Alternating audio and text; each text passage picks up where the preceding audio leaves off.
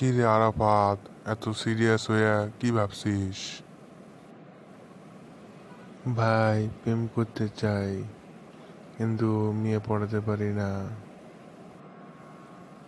হা হা হা, সমস্যা তো বড় না, তোর জন্য আমি আছি। উস্তাদ, কিছু টিপস দে। প্রথমে মেয়েদের সামনে একটু স্মার্টলি হাঁটবি, তারপরে একটা বই হাতে নিবি যেন ইন্টেলিজেন্ট লাগে। হুম, তারপরে কি করব বলে দে একটু। তারপরে মেয়ে বলবে, ভাইয়া একটু সাইড দেন। ধুর, তুই তো মজা নিচ্ছিস।